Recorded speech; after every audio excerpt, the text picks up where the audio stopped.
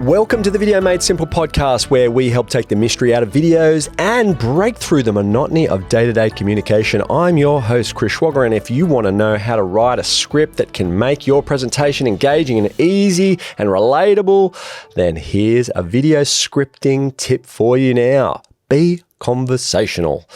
Conversational. What does it mean to be conversational? Well, it's an informal talk between two people or more in which news and ideas can be exchanged, right? Conversations are got to flow freely and they got to sound not scripted. If you do this right, viewers have a better chance at interpreting what you're saying easier.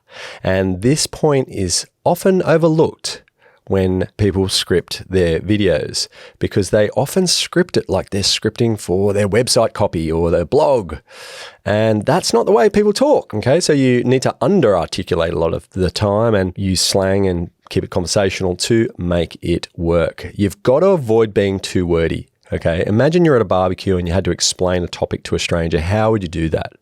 You'd start from the beginning, you'd keep it conversational, you'd be casual about how it sounds so that you come across loose and easy to listen to. And that's how you need to write, okay? So tips on how to be conversational when you write a script. Write like you speak. Don't write for the website copy, right? Don't lean too heavily on grammar. But what you can do is use punctuation and other techniques such as, like commas and full stops, capitalization, bolding words to assist you when you're reading, say, from a teleprompter. You can use those as guides so that you can emphasize, and, if I was to read that, it'd probably be capitalized or it'd be in bold, to emphasize the word that you're wanting them to hear, the key words, the key messages, the takeaways, okay? Another thing is read fast, like how you speak. We speak sporadically. People's ability to interpret what you're saying, is far quicker than the speed in which you read, right? So you can be sporadic about the way that you deliver your content, because the human brain is pretty bloody good at interpreting and deciphering the code of the way that people talk. And if you do that, it's more real, it's more natural, it's what we do, okay? Rather than reading verbatim from the script, kind of like a 6-year-old, because that's robotic and boring and people will fall asleep when you do that. When you're writing, read out loud. Read it out loud all the time so you can get an idea of how it's sounding. If you've got more than one person in the room, read it out loud to them. They'll tell you how it's sounding, okay? And that's a really important process because you are writing to deliver content out loud, right? It's not something that people are just reading to themselves. Okay, so people deliver conversations sporadically. They emulate that kind of pacing so that people don't see that you're reading content. The other technique is you can connect sentences together, right? Don't put any spaces in there. Often that can help as well. So my point here is when people write, they might write with these paragraph breaks or kind of dot points or whatever.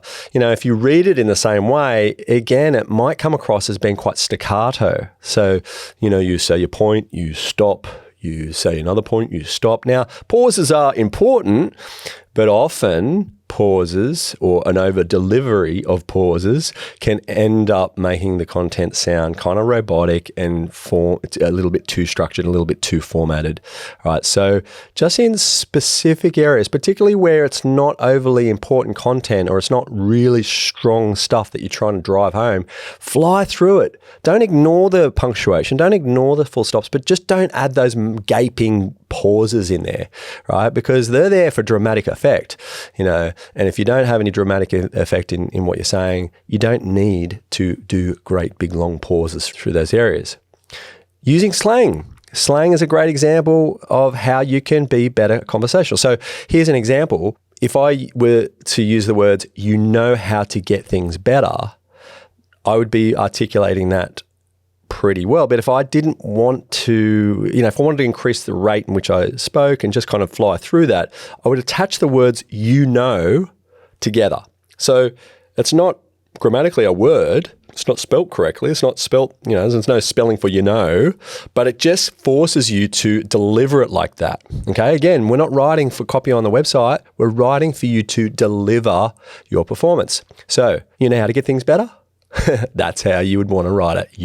Attach those two words together. There's lots of examples and ways you can do this throughout your script just to kind of tighten things up and just kind of let words roll into one another. Because when you split them apart, so for instance, do not instead of don't, another great example as well of how maybe you'd write do not for your website, or if you wanted to really emphasize something, do not go there.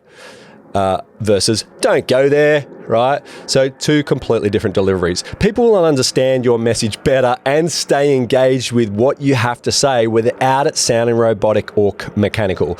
You're giving yourself the best chance at delivering your message clearly with a performance that is undetectable that it's been read. Your audience will be inclined to act, more willing to spread the word and do the work for you.